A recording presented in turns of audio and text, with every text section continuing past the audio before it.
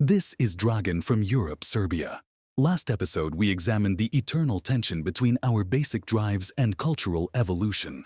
Today, we're exploring two crucial chapters from Viktor Frankl's work that present a radical understanding of human conscience and what he calls the transcendent unconscious. Frankl starts with a beautiful quote that sets up his entire argument. Be the master of your will and the servant of your conscience. This simple statement reveals something profound about the human condition. We can master our will. That's our freedom. But how can we be servants of our own conscience unless it comes from something beyond us? Let's explore 5 major concepts that Frankl develops. First, conscience itself. Frankl makes a revolutionary claim. Conscience isn't just a psychological fact inside us. It's actually a voice of transcendence speaking through us. He uses a fascinating linguistic analysis here. The word person literally means sounding through, personat in Latin. So when we listen to our conscience, something is literally sounding through us from beyond. This isn't just poetry. It's a fundamental insight about human nature. Second, responsibility. Frankl presents a logical sequence that's hard to argue with. You can't just be responsible to yourself. That would be like trying to pull yourself up by your own bootstraps. We need something beyond ourselves to be responsible to. Think about it. Even when we answer a question, there needs to be a question first. The same applies to responsibility. There needs to be something or someone to be responsible to. Third, Frankl directly challenges both Freud and Sartre. Freud tried to reduce conscience to the superego, just an internalized father figure. Sartre claimed we can invent our own values out of nothing. Frankl says both are wrong. He uses this brilliant analogy. Sartre's idea is like the fakir's rope trick, where supposedly a rope stands up in empty air and a boy climbs it. You can't create values out of nothing any more than you can make a rope stand up in empty space. Fourth, and this is where it gets really clinical, Frankl introduces the concept of unconscious religiousness. He provides fascinating case studies, including one about an obsessive-compulsive patient who claimed to be a complete atheist and freethinker, yet was paralyzed by fears of divine punishment.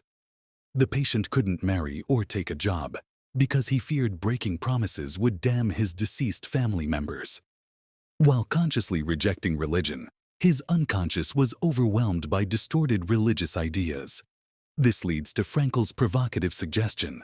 What if some neuroses are actually diseased religiousness? He turns Freud's famous statement that religion is the universal obsessional neurosis on its head, suggesting instead that obsessional neurosis might be distorted religion. As he puts it, when we repress the angel in us, it becomes a demon. Fifth, Frankl distinguishes his view from Jung's concept of religious archetypes.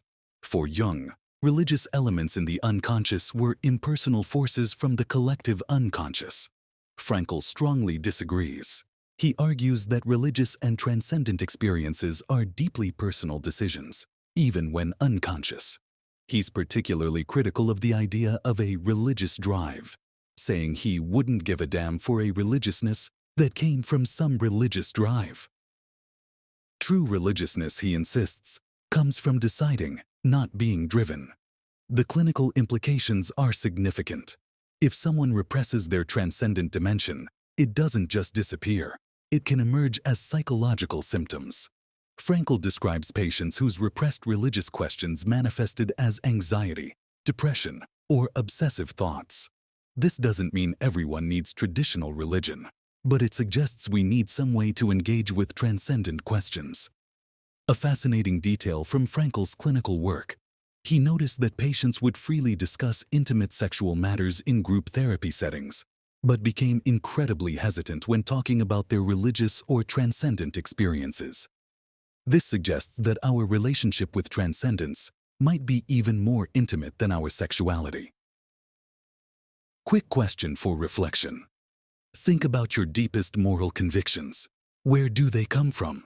Can you trace them solely to your upbringing and social conditioning, or do they seem to come from somewhere deeper?